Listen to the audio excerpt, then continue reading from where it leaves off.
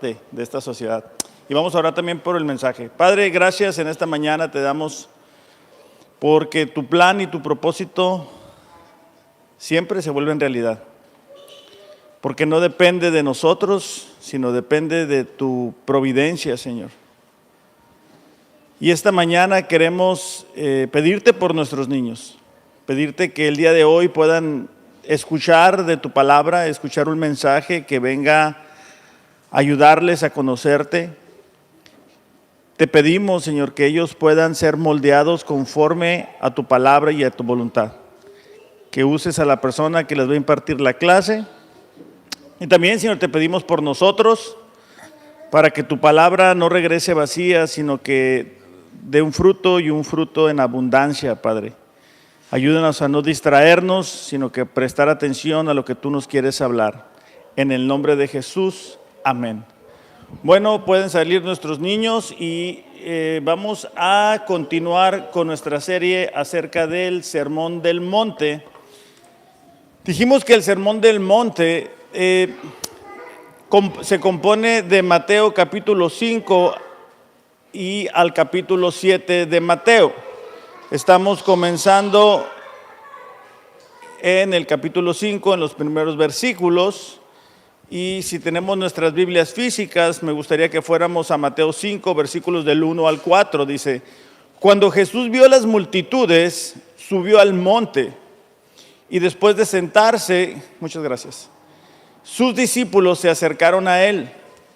Y abriendo su boca les enseñaba diciendo: bienaventurados los pobres en espíritu, pues de ellos es el reino de los cielos. Esto lo vimos la semana pasada, que cuando una persona se da cuenta de su bancarrota espiritual, es bienaventurado. Ahora, estas bienaventuranzas son muy contradictorias a lo que nuestra lógica humana nos puede decir. Porque el decir que alguien es feliz o dichoso por darse cuenta de que es pobre en espíritu no hace mucho sentido en nuestra cultura o en nuestra sociedad. Pero la bienaventuranza del día de hoy es aún más ilógica a nuestro entendimiento. Versículo 4 dice: bienaventurados los que lloran, pues ellos serán consolados. Es decir, ¿qué podría ser más contradictorio que decir que alguien feliz es alguien que llora? Suena un tanto ilógico o un bastante ilógico, porque estamos acostumbrados a que el llanto es lo opuesto a la felicidad. Estamos acostumbrados a escuchar que el placer produce la felicidad. Estamos acostumbrados a escuchar que el dinero trae la felicidad, que la diversión provoca la felicidad, que la fama, los elogios, el orgullo, la autoexpresión, el hacer nuestra voluntad va a traer la felicidad.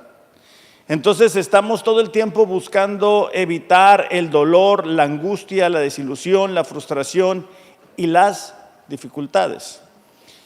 Pero es el lloro de aquellos que reconocen su bancarrota espiritual los que logran experimentar realmente la felicidad que Dios desea.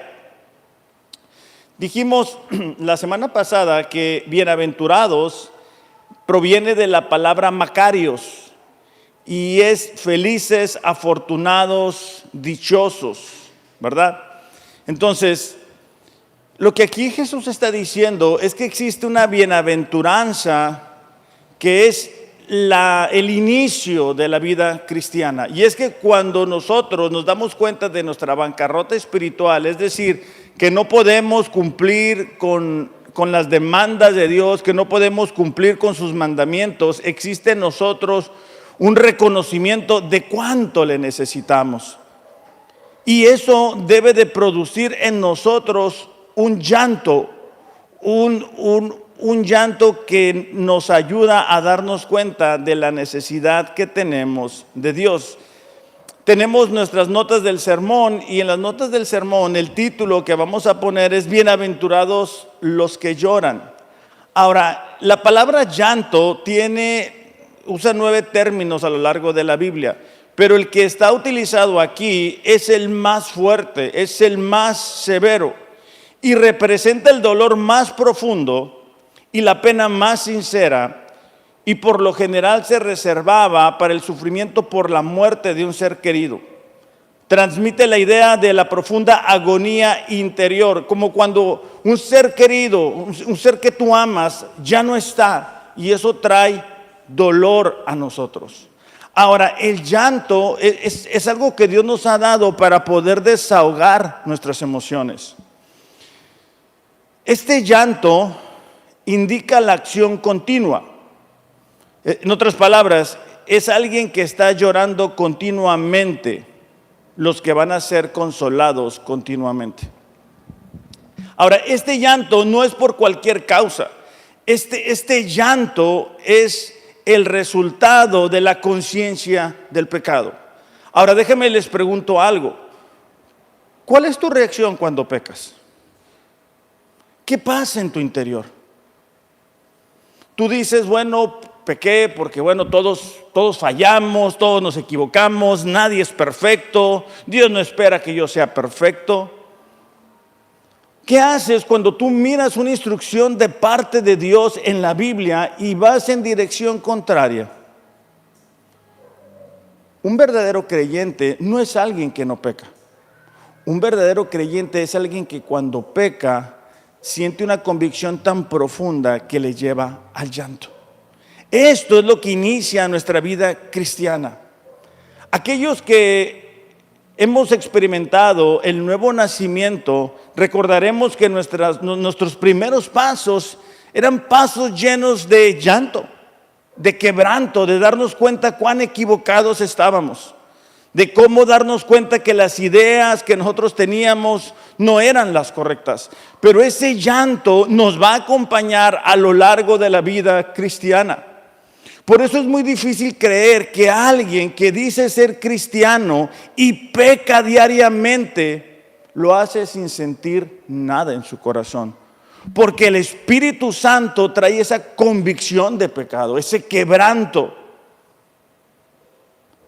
Ahora, me gustaría que viéramos algunos ejemplos de esta palabra llanto para que nos quede un poquito más claro. Génesis 37:34. Y es el dolor de Jacob cuando él cree que su hijo José fue asesinado o matado por un animal salvaje. Génesis 37:34. Génesis es el primer libro en sus Biblias, así que no hay que buscarlo muy lejos, el primer libro. Vamos a buscarlo en nuestras Biblias. Dice, Jacob, o sea, el padre de José, rasgó sus vestidos, puso cilicio sobre sus lomos y estuvo de duelo por muchos días. Este dolor que un padre como Jacob sintió al creer que su hijo José había sido asesinado por los animales salvajes es el mismo dolor que un verdadero cristiano siente cuando falla a Dios. Un verdadero cristiano cuando falla no va a buscar autojustificarse. No va a culpar a alguien más, no va a culpar a las circunstancias, no va a culpar a Dios de su pecado. Hay otro ejemplo en Marcos 16:10, Marcos 16:10, si lo podemos buscar en nuestras Biblias, y es el duelo de los discípulos por Jesús. Antes de que ellos supieran que Jesús había resucitado, ellos experimentan esta clase de llanto. Marcos 16:10, ¿ya lo tenemos en nuestras Biblias? Hay que buscarlo todos, ¿ok? Acuérdense que los versículos nada más se ponen para aquellos que nos visitan por primera vez, pero hay que buscarlo en nuestras Biblias físicas. Dice, y ella se fue y se lo comunicó, es decir, que Jesús había resucitado, a los que habían estado con él y que estaban lamentándose y llorando.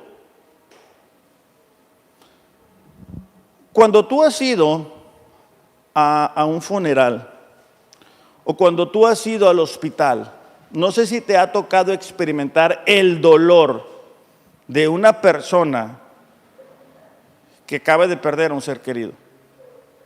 La desesperación, la impotencia, el quebranto que eso produce. Ok, Eso es lo que debería de caracterizar la vida de un cristiano cuando peca. Ese lloro, ese pesar. No es otra vez un bueno, pues Dios no espera, ¿verdad?, que yo cumpla. Dios sí espera que cumplamos. Dios ha puesto a nuestra disposición todo lo que necesitamos para vivir una vida cristiana exitosa.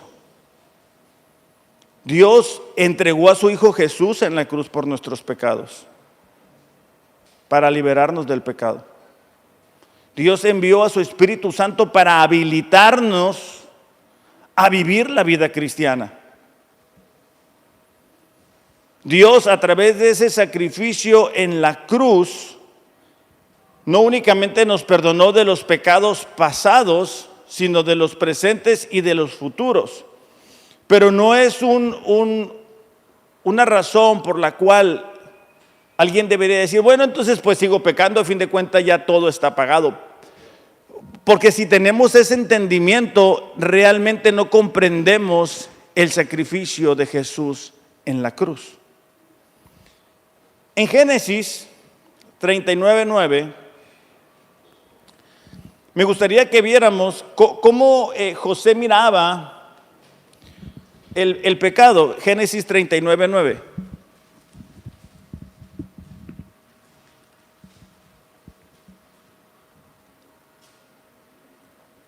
La mayoría de nosotros sabemos la historia. José es el encargado de la casa de Potifar. Y ahora la esposa está buscando tener relaciones sexuales con José. Entonces, fíjate José, cómo él comprendía el pecado. Dice, ¿cómo podría yo cometer semejante maldad? Sería un gran pecado contra Dios. El pecado es errar al blanco. Es desobedecer la palabra de Dios. Ahora, la pregunta una vez más sería para nosotros, ¿cómo reaccionamos cuando pecamos? O sea, cuando tú ves claramente lo que la palabra de Dios dice y tú decides hacer lo contrario, ¿cuál es tu reacción? Porque esa reacción determina o nos muestra si realmente hemos nacido de nuevo. En el primer sermón de Pedro, cuando la iglesia estaba comenzando, la iglesia primitiva, en Hechos 2:37 y 38, fíjate cómo lo ilustra, ¿verdad? Cómo ilustra la respuesta de un corazón que el Espíritu Santo ha traído a convicción. Hechos 2:37 y 38. Hechos va a estar más o menos por la mitad de sus Biblias, ¿ok? Un poquito más para la derecha. Después de Juan, para que más o menos se ubiquen. Hechos 2:37 dice, las palabras de Pedro, es decir, el sermón de Pedro, la prédica de Pedro, traspasaron el corazón de ellos. Por eso es tan triste, ¿verdad?, cuando alguien está escuchando un mensaje y está pensando en otra cosa. Está pensando en qué vamos a ir a comer, en qué sueño, en qué frío, en qué calor, en ya me quiero ir, no quiero estar aquí. Esas son evidencias de que no hay una convicción del Espíritu Santo. Las palabras de Pedro traspasaron el corazón. No sé si alguien alguna vez te ha dicho algo que te traspasa el corazón, que te hace ruido. Ahorita Carlos mismo, mientras estaba haciendo los anuncios, las palabras que Dios le está hablando a su corazón traspasan el corazón y hacen que uno llore. Pero si nosotros vemos la Biblia como si fuera una revista, ¿verdad?, de moda, o como si fuera las historias, ¿verdad? De las redes sociales y nada más le hacemos, en lugar de hacerle así, ¿verdad? Le hacemos así, pero no sentimos nada. Algo no está bien, iglesia. La bienaventuranza es de aquellos que lloran, porque aquellos que lloran son los que serán consolados por Dios. Pero cuando no experimentamos ese quebranto, algo no está funcionando, algo no está normal en la vida de ese cristiano. Dice, las palabras de Pedro traspasaron el corazón de ellos, quienes le dijeron a él y a los demás apóstoles. Y otra vez, comparemos la respuesta de un corazón quebrantado por el Espíritu Santo con nuestra respuesta a la palabra de Dios. Fíjate, hermanos, ¿qué debemos hacer? Los problemas en los que nos metemos no es porque no sepamos qué hacer. No es porque no sepamos quién es el anticristo. No es porque no sepamos, ¿verdad? ¿Cuándo va a ser el rapto? No es porque no sepamos si los dones del Espíritu Santo, cómo funcionan en la iglesia del día de hoy. Es porque no obedecemos lo que sabemos que debemos hacer. Es así de simple. ¿Qué es lo que debemos hacer? Esa es la respuesta de un corazón en el cual el Espíritu Santo habita. Pedro contestó, cada uno de ustedes debe de arrepentirse de sus pecados y volver a Dios, ser bautizado en el nombre de Jesucristo para el perdón de los pecados. Ahí está. Es el quebranto, es el llanto, es el que las palabras de Dios traspasan tu corazón, lo que produce que un deseo de arrepentimiento. Un arrepentimiento, la palabra arrepentimiento es la palabra metanoia, es un cambio de manera de pensar. Es que tú vas en una dirección y el Espíritu Santo te toca y tú no puedes ir ya en la misma dirección. No puedes pensar igual, no puedes hablar igual, no puedes actuar igual, no puedes, porque antes éramos nosotros los que vivíamos. Ahora es el Espíritu Santo habitando en nosotros el que toma el control de nosotros. Entonces, aquí Pedro está ilustrando, ¿verdad? De alguna forma la bienaventuranza. Lloro, arrepentimiento y obediencia. Vamos a ver otro ejemplo. Lucas capítulo 7, versículo 37. Ojalá esto nos ayude a ilustrar un poquito cuál debería de ser nuestra reacción ante el pecado. Lucas 7:37 dice, entonces una mujer de la ciudad que era pecadora, al saber que Jesús estaba a la mesa en la casa del fariseo, trajo un frasco de alabastro con perfume.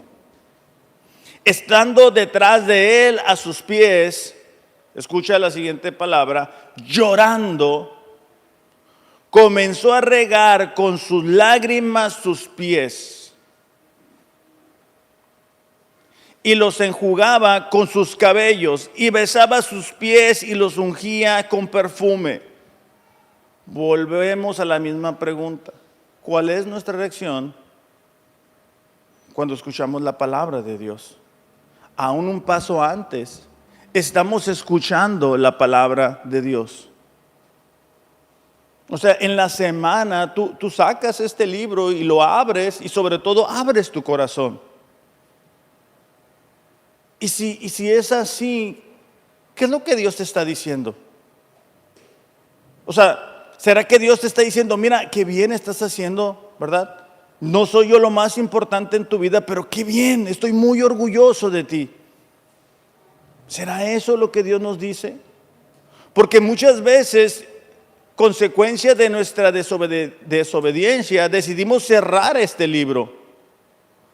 Por eso es que Juan dice, ¿verdad? Los que son de las tinieblas no se acercan a la luz para que sus acciones no sean expuestas, porque tú abres este libro y te expone.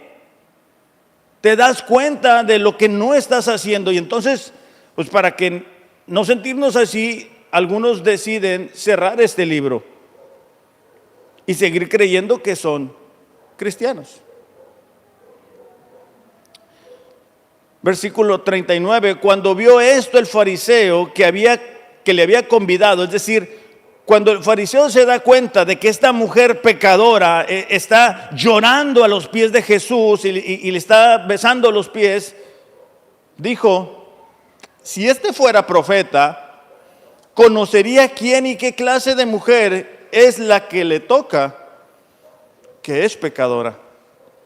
Entonces respondiendo Jesús le dijo: Simón, una cosa tengo que decirte. Y él le dijo: di, maestro.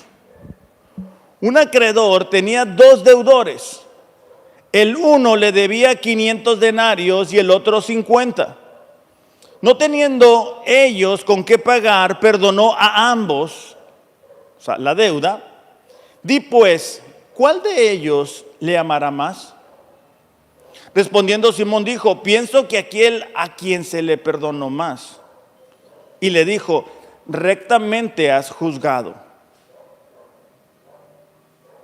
Vuelto a la mujer, dijo a Simón: ¿ves a esta mujer? Entré en tu casa y no me diste agua para mis pies, mas esta ha regado mis pies con lágrimas y las ha enjugado con sus cabellos. No me diste beso, mas esta desde que entré no ha cesado de besarme mis pies. No ungiste mi cabeza con aceite, mas esta ha ungido con perfume mis pies. Por lo cual te digo que sus pecados, que son muchos, les son perdonados, porque amó mucho. Mas aquel a quien se le perdona poco, poco ama. ¿Qué es lo que está diciendo Jesús?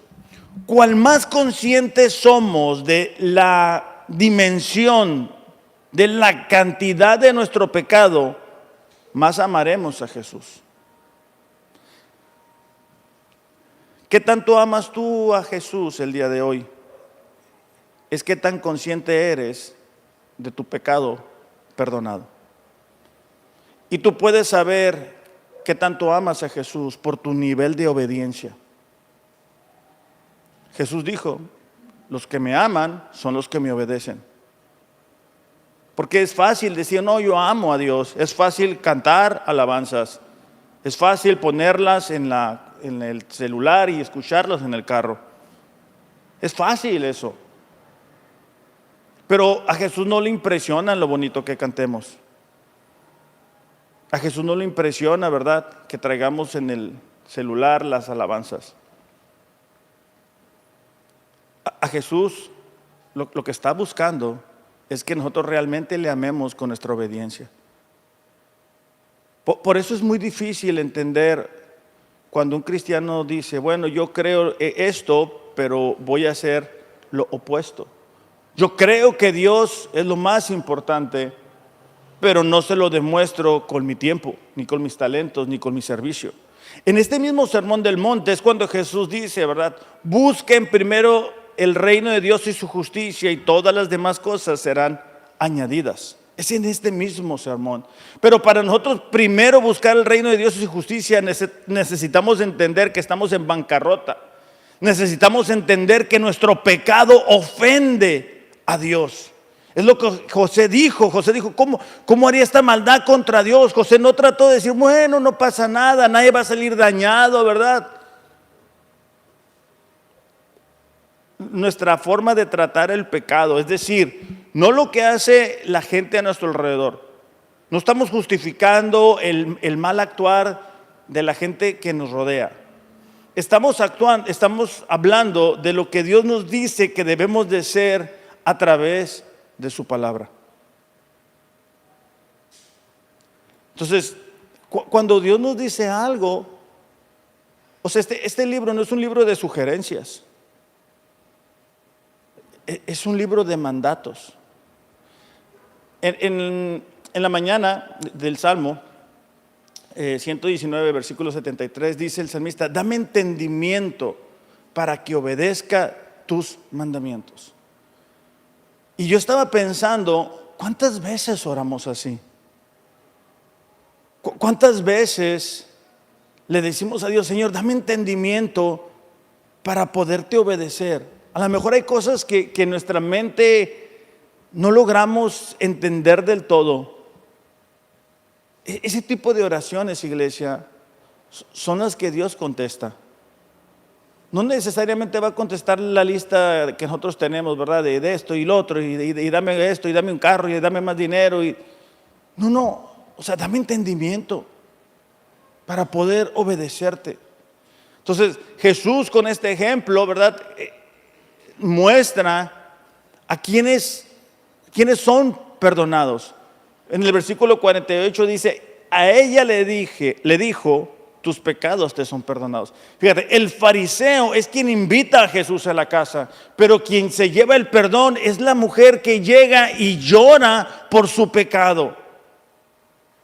Es la mujer que se da cuenta, ¿verdad?, de su falta, de sus errores. La conciencia de pecado es lo que inicia nuestra relación con Dios, pero es la que nos sostiene. La gracia de Dios nos perdona los pecados pasados, pero también los presentes y los futuros.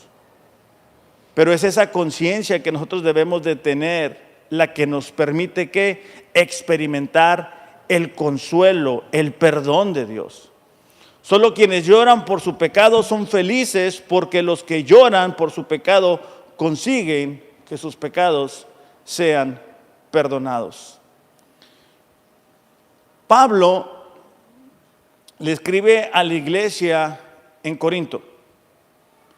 Y Pablo es duro en sus cartas en algunas porciones. O sea, Pablo no justifica el pecado en la iglesia. Y en la segunda carta a los Corintios, capítulo 7, versículo 8, nos va a mostrar o nos va a ilustrar cómo debe de ser tratado el pecado en la vida de los cristianos. Porque luego nos llega esa duda, ¿verdad? Si yo peco, entonces ya no soy cristiano. No, todos vamos a pecar. Pero es la reacción que tenemos ante el pecado lo que demuestra si realmente hemos nacido de nuevo.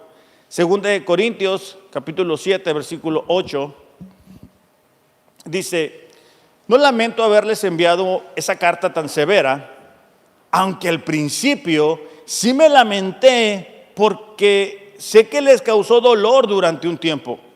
Pablo se dio cuenta de que las palabras escritas a esta iglesia en un momento dado pudieron traer tristeza al corazón de esas personas. Es como cuando tú le dices a alguien, ¿sabes qué? Eso que tú estás haciendo no está bien. La respuesta del ser humano, ¿qué es? No hay amor. No me aman. No, mira, no me gustó cómo me dijeron las cosas. No, porque a nadie nos gusta que nos digan que estamos haciendo las cosas mal. A todos nos gusta que nos digan, no, está bien, desobedece, no pasa nada. No, es que sí pasa. Porque en este mismo sermón del monte Jesús dice, amplio es el camino que lleva a la perdición, angosto es el camino que lleva a la salvación. Versículo 9, ahora me alegro de haberle enviado. Bueno, primero estaba triste, ahora está contento, no porque los haya lastimado. Esa no es la razón de la alegría de Pablo. O sea, no es el dolor en el corazón del cristiano lo que produce alegría en Pablo, sino porque el dolor hizo que se arrepintieran y cambiaran su conducta. Las exhortaciones, los consejos, las advertencias tienen el propósito no de lastimar a las demás personas, sino de que hay un cambio de conducta. Y otra vez está aquí la palabra arrepentimiento. Si no hay arrepentimiento, vamos a seguir igual. Es como cuando tú le hablas a alguien o aconsejas a alguien y le dices, oye, mira, te recomiendo esto, te recomiendo que hagas estos ajustes. Ah, no, sí, ya sé, pero es que le voy a seguir dando por donde mismo. Me está yendo mal, me está yendo fatal, pero voy a seguir por donde mismo. Eso no es arrepentimiento. Eso es seguir haciendo lo mismo y creer que va a haber resultados distintos. Dice, fue la clase de tristeza que Dios quiere que su pueblo tenga. De modo que no les hicimos daño de ninguna manera. O sea, dice Pablo, Dios quiere que experimenten esa clase de dolor. Porque el ser humano, el corazón humano es una máquina de hacer ídolos y rápidamente hacemos un ídolo nuevo. Apenas Dios rompe un ídolo y nosotros ya estamos construyendo el otro y nuestras prioridades son otras. Y entonces viene otra tormenta sobre nuestras vidas.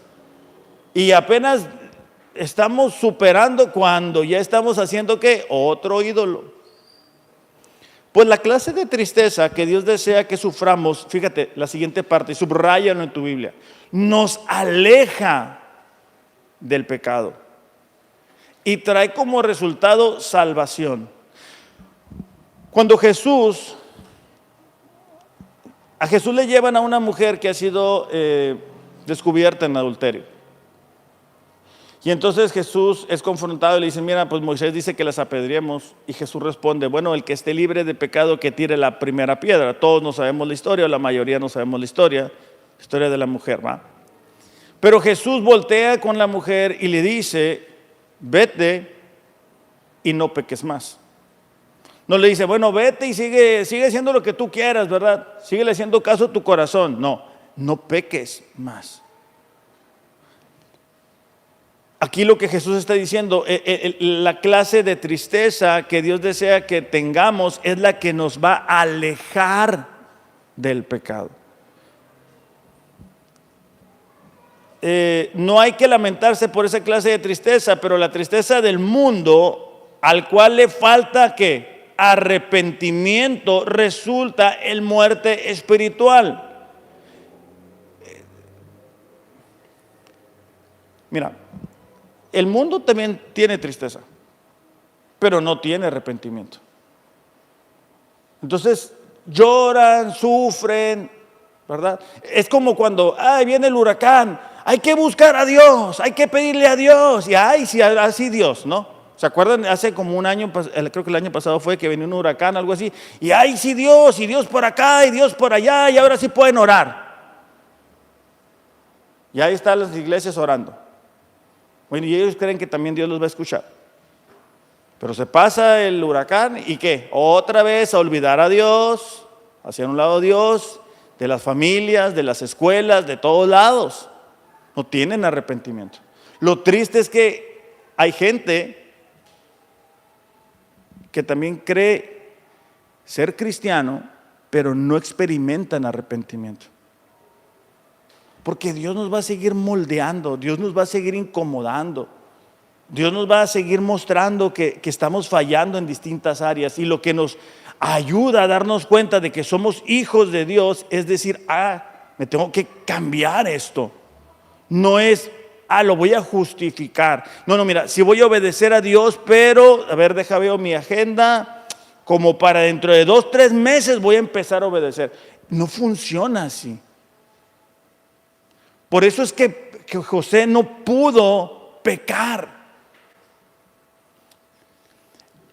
El que el Espíritu Santo de nosotros, el Espíritu Santo de Dios esté en nosotros, trae una incomodidad cuando nos enojamos, cuando contestamos mal, cuando tenemos un mal pensamiento, cuando vemos algo que no debemos de ver, cuando decimos mentiras. Es el Espíritu Santo el que incomoda nuestra conciencia. Dice, tan solo miren lo que produjo en ustedes esa tristeza que proviene de Dios. Tal fervor, tal ansiedad por limpiar su nombre. Es decir, cuando ellos recibieron la carta, les dolió, pero después despertó en ellos un fervor, una ansiedad por limpiar el nombre, su nombre, el nombre de Dios. Porque cuando nosotros decimos ser cristianos y nos comportamos como incrédulos, somos mentirosos, tramposos, tranzas, groseros, adúlteros, lo que sale volando es el nombre de Dios. La gente dice, mira, eso que es cristiano y es bien tranza, eso que es cristiano y es bien mentiroso, eso que es cristiano y mira cómo trata a la esposa, eso que es cristiano y bien chismosa. ¿Qué sale? El nombre de Dios. Entonces estos corintios habían dicho, estamos exponiendo el nombre de nuestro Dios con nuestra conducta, con nuestra forma de actuar. Y ellos estaban preocupados no por ellos, sino por el nombre de Dios. Dice, tal deseo, tal indignación, tal preocupación, tal deseo de verme, tal celo, tal disposición para castigar lo malo. Todo eso es el resultado de un lloro por el pecado. Ansiedad, deseo de limpiar el nombre, indignación, preocupación, celo, disposición. Dice, ustedes demostraron haber hecho todo lo necesario para corregir ¿qué? La situación. Ellos hicieron todo lo que estaba a su alcance para corregir la situación. No se hicieron de la vista, ¿cómo se dice? De la vista gorda, ¿verdad? No dijeron, bueno, pues aquí no pasa nada. Creer en gracia, crecer en gracia también es crecer en la conciencia del pecado.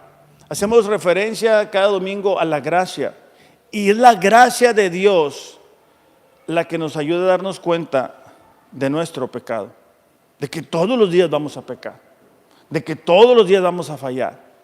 Entonces, ¿qué tenemos que hacer? Ese dolor, decirle, Señor, ayúdame, perdóname. No decir, bueno, pues sí es cierto, ¿verdad? Nadie es perfecto, no pasa nada, ¿verdad? No. Primera de Juan capítulo 1, versículo 8 y 9 dice, hay que buscarlo en nuestras Biblias. Primera de Juan capítulo 1, versículo 8 y 9. Si decimos que no tenemos pecado, nos engañamos a nosotros mismos. Es decir, si alguien dice, no, mira, yo no peco, yo no soy como mi vecino, yo no estoy tan mal, nos engañamos a nosotros mismos y la verdad no está en nosotros. Si confesamos nuestros pecados, Él es fiel y justo para perdonar los pecados y para limpiarnos. O sea, no es únicamente confesarlo, sino parte del consuelo, parte de esa bienaventuranza es el consuelo de parte de Dios. Y ese consuelo está ligado al perdón de Dios. Isaías 59, el pueblo de Dios dice, bueno, Dios no nos escucha, ¿verdad? Dios no nos responde. Isaías 59 dice, son sus pecados los que han hecho una barrera entre ustedes y yo. O sea, no podemos creer, o no deberíamos de creer que podemos vivir pecando y tener una relación con Dios bien suave. O sea, no podemos creer, ¿verdad?, que podemos ver cosas que no debemos de ver, decir cosas que no debemos de decir, desobedecer la palabra de Dios y que de todas maneras tenemos una relación con Dios. No debería de ser así. Vamos a ver un poquito el efecto del pecado. O sea, ¿por qué no pudiéramos pecar? ¿O cuáles son las consecuencias del pecado? Hebreos capítulo 3, versículo 7. Dice, Hebreos 3, 7. Por lo cual, como dice el Espíritu Santo, Hebreos 3, 7. Si ustedes oyen hoy su voz, versículo 8, no endurezcan sus corazones. Es decir, cuando Dios te está hablando y te está diciendo, ¡hey, despierta! Te estoy hablando a ti, deja de desobedecerme.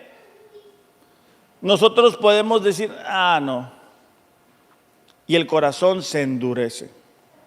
Por eso es que esas promesas que uno hace, no, mira, sí debo echar ganas con Dios, va. Pero el siguiente mes, la siguiente semana, el siguiente año, dentro de 2, 3 meses, ya que pasa esta situación, son mentiras. Porque el corazón es engañoso y el corazón te está diciendo, después. Pero el problema es de que después el corazón se endurece. Versículo 8, no endurezcan sus corazones como en la provocación, como en el día de la prueba en el desierto. Es cuando ellos dijeron, bueno, Dios puede o no puede ayudarnos, pues. Eso fue una provocación que ellos hicieron, donde sus padres me tentaron y me pusieron a prueba. Y vieron mis obras por 40 años. Es cuando ellos actuaban en incredulidad. Actuaban pecando, haciendo ídolos. Y entonces Dios dice, ok, ¿no creen en mí? 40 años en el desierto. Ellos tentaron a Dios. Nosotros tentamos a Dios cuando sabemos perfectamente qué dice su palabra y no lo hacemos. Tú estás tentando a Dios porque sabes lo que la Biblia dice, pero no lo haces, no lo quieres hacer. Estás tentando a Dios, estás llevando su misericordia al límite. Y un día Dios va a tratar con tu acto de desobediencia. Tarde que temprano, Dios trata con el pecado. A veces pensamos, ¿verdad? Bueno, pues, como no pasa nada, desobedecemos y no pasa nada, no viene un rayo. No pasa nada, le puedo seguir así. Mira, pasé un día sin leer la Biblia y no pasó nada. 2 días, 3 días, una semana, un mes, 2 meses, 3 meses. No pasa nada. Sí pasa. Tu corazón está duro como una piedra. Por eso no recibes lo que Dios te dice. Por eso es que salimos de aquí y no actuamos conforme a la palabra de Dios, porque el corazón está hecho piedra. Eso es lo que el pueblo de Israel hizo. Dios hacía milagros, los guiaba, traía la lumbre para que los guiara, la nube para que los protegiera, les envió maná. Y ellos dijeron, ¿será que sí Dios está con nosotros o no? Pues, oye, Jesús envió a su Hijo Jesús a morir por tus pecados, envió su Espíritu Santo y todavía vives en desobediencia. Eso es tentar a Dios. Versículo 13, antes, exhórtense los unos a los otros cada día, mientras todavía se dice hoy, no sea que alguno de ustedes sea endurecido por el engaño del pecado. Por eso es que les decimos, ¿qué onda? ¿Cómo vas? Hay que leer la Biblia. Vente el miércoles, Carlos lo decía ahorita. Hay que leer la Biblia en un año. Hay que hacer esto. ¿Qué onda? ¿Cómo vas? Hay gente que dice, oigo, ¿verdad? Pero, ¿cómo es? Me entra por un oído y me sale por el otro. Sí, así va, dicho. No que usted lo haga, pero entra por un oído y sale por el otro. Yo me sorprendo de eso. Porque, bueno, los que somos padres hemos visto eso con nuestros hijos, que les dices, haz esto y les entra por aquí, les sale por acá. Bueno, dice, no sé que alguno de ustedes se ha endurecido por el engaño del pecado. El pecado te engaña y el pecado me engaña constantemente. Te engaña y va haciendo ese endurecimiento. Juan 8:34, Jesús hablando del pecado, porque a veces pensamos, bueno, yo puedo pecar, ¿verdad? Yo hago lo que me da la gana, a mí no me gusta que nadie me diga nada, ¿verdad? ¿Está bien? Juan 8:34 dice, Jesús le respondió, en verdad les digo que todo el que comete pecado es esclavo del pecado. O sea, mientras que algunas personas creen, ¿verdad? Sueñan que son libres porque están pecando y creen que nadie se va a dar cuenta, ¿verdad? Dios dice, el que es esclavo del pecado, que comete pecado es un esclavo y no puede dejar de hacer eso. Por eso algunos son esclavos de su ira. No pueden dejarla ir porque los domina el pecado. Algunos son esclavos de la mentira, ¿verdad? No pueden dejar de mentir. Dicen medias verdades, medias mentiras, medio, 50-50, 70-30, para no sentirse tan mal. Son esclavos. Algunos son esclavos del trabajo. Han hecho del trabajo un ídolo. Y el trabajo es lo más importante. Y al trabajo le podemos dar tiempo extra, más horas, pero a Dios no. Ojalá y no te encuentres ante la situación de tener un ser querido enfermo, para que le vayas y le pidas al trabajo que te ayude. O que le pidas a las plataformas digitales, hey, ayúdame con esta situación. Acabamos de leer semanas atrás en Isaías, como dice, a mí me llamó la atención porque dice, hablando de la idolatría, y dice, ¿cómo es posible que ustedes crean que de un árbol pueden hacer un ídolo y con la misma madera se calientan? No sé si lo miraron en Isaías. Y es totalmente ilógico, pero es lo que hacen algunas personas, ¿verdad? Van y compran su ídolo de madera y lo ponen en su cuarto y ya creen que están bien protegidos. Bueno, algunos de nosotros hacemos ídolos de otras cosas, del trabajo, de las plataformas, del dinero, de diferentes cosas. Bueno, el problema es que cuando tú tengas una situación difícil, le vas a ir a pedir a la pared, al trabajo, al celular, que te ayude. Y te vas a dar cuenta de que no te van a poder ayudar. Por eso es que la bienaventuranza es decir, me estoy equivocando. Estoy fallándole a Dios. Y la respuesta de Dios es que consuelo, es la gracia de Dios. Eso es el evangelio. No, Dios no dice, bueno, a veces a nosotros alguien nos lastima y ¿qué decimos? ¿Sabes qué? Está bien, pero de lejitos. Dios no es así. Dios dice, ok, porque has venido, porque te has arrepentido, entonces existe el consuelo, el perdón, la restauración de la relación. Vamos a ver un poquito la lucha del apóstol Pablo.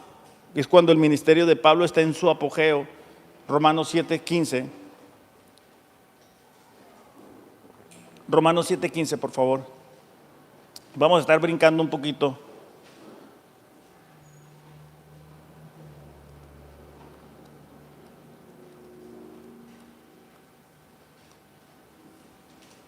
Romanos 7:15. Dice, porque lo que hago no lo entiendo. Porque no practico lo que quiero hacer, sino que lo que aborrezco, eso hago. Versículo 17. Así que ya no soy yo el que lo hace, sino el pecado que habita en mí. Porque yo sé que en mí, es decir, en mi carne, no habita nada bueno, porque el querer está presente en mí, pero el hacer el bien, no. Entonces mucha gente dice, mira, ves, yo estoy como Pablo. Porque Pablo decía, ¿verdad? El querer, pero entonces no hacer, y viven una vida que nada que ver con Dios. Pero ahí ellos se identifican. Versículo 21.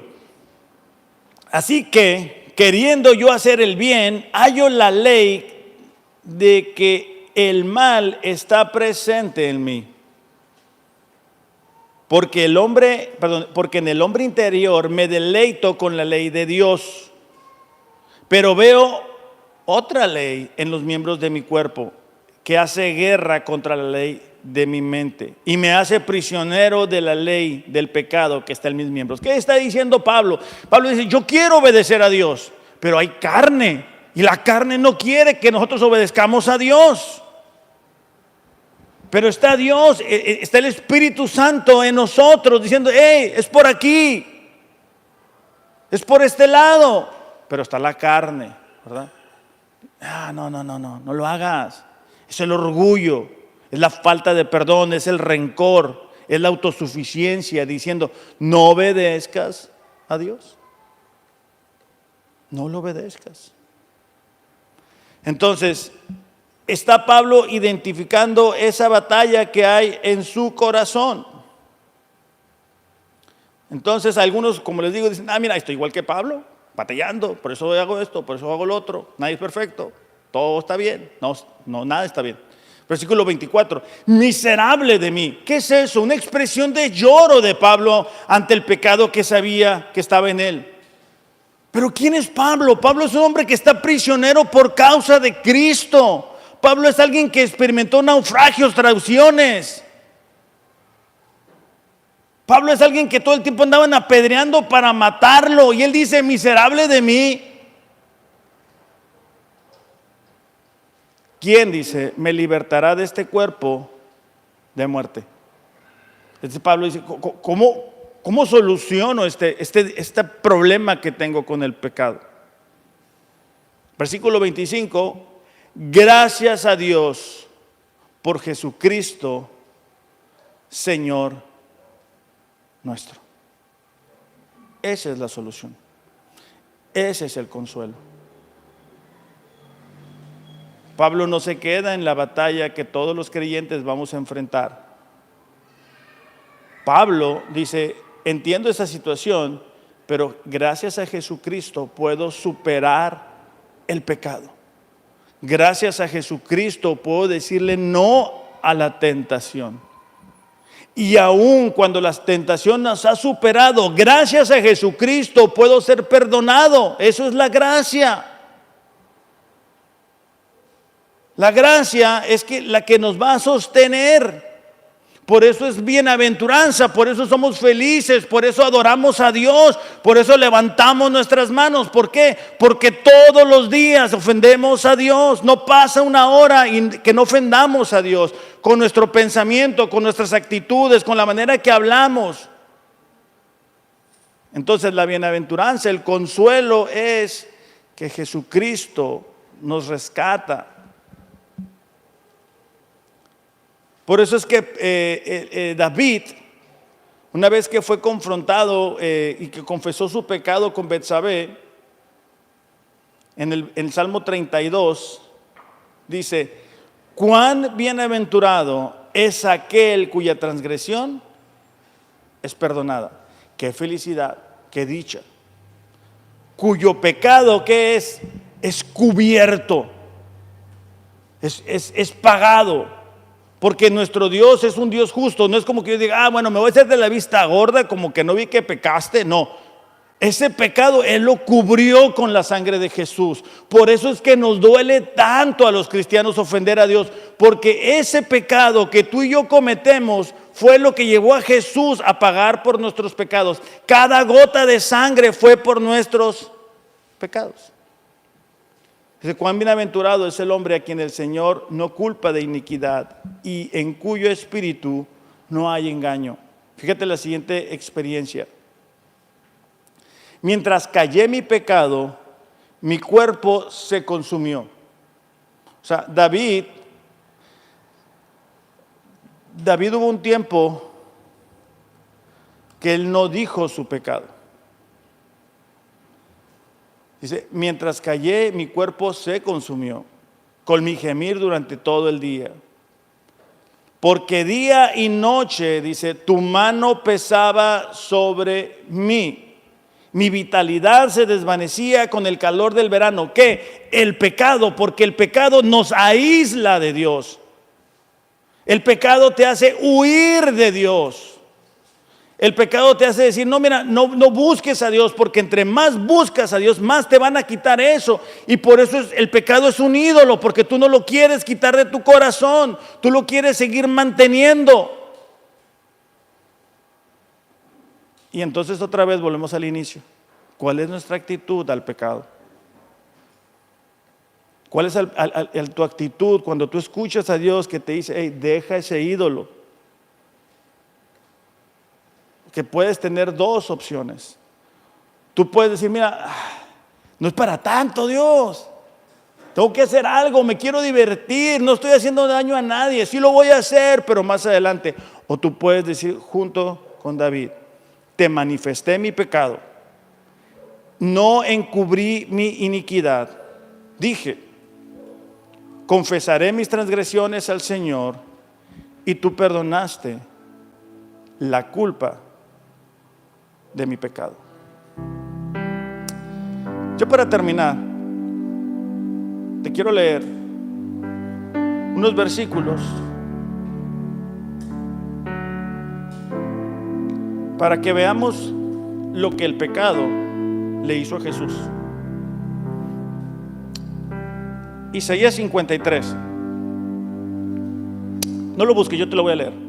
Fue despreciado y rechazado, hombre de dolores, conocedor del dolor más profundo.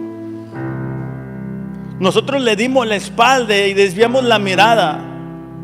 Él fue despreciado y no nos importó.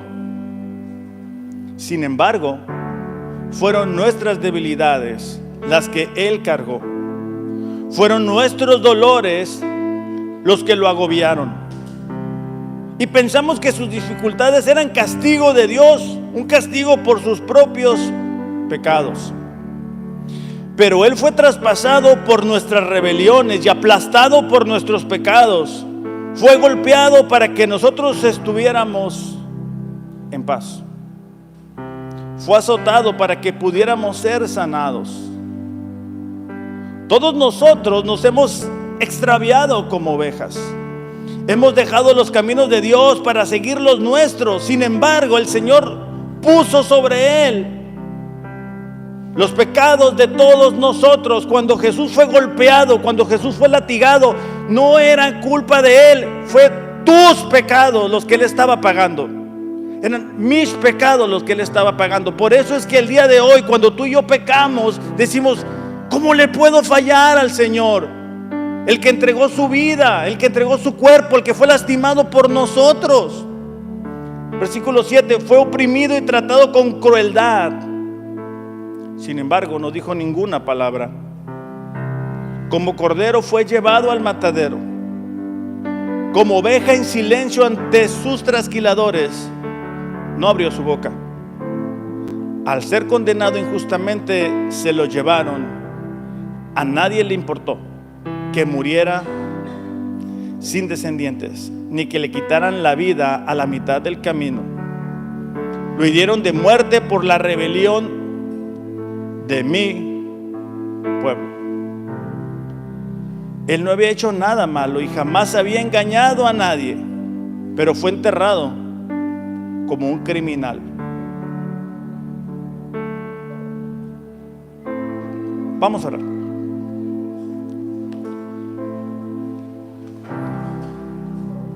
Padre, esta mañana venimos delante de ti,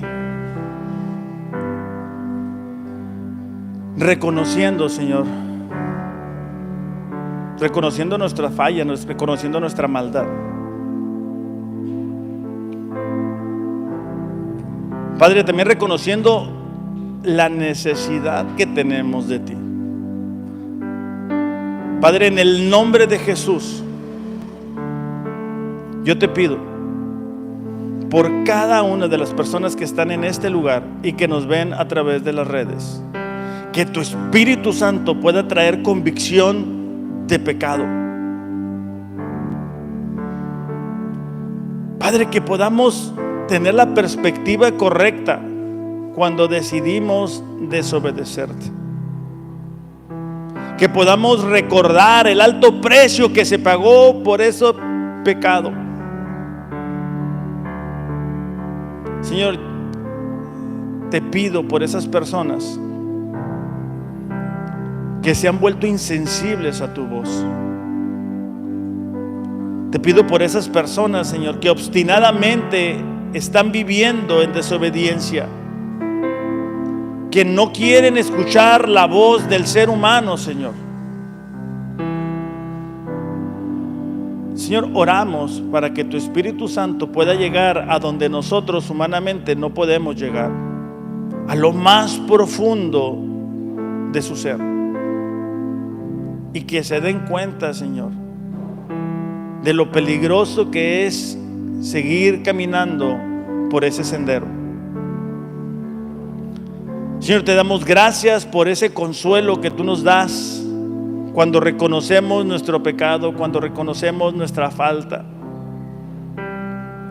cuando reconocemos, Señor, que a pesar de buscar obedecerte, a veces nos quedamos cortos. Y te pedimos, Señor, ayúdanos a vivir en obediencia. Ayúdanos, Señor, a ser un reflejo digno de ti aquí en la tierra. Y que cuando pequemos, Señor, tengamos confianza en que tú eres fiel y justo para perdonarnos, pero también para limpiarnos de nuestros pecados. En el nombre de Jesús, amén. Iglesia, que tengan un excelente domingo. Los amo, pero Dios les ama más. Gracias.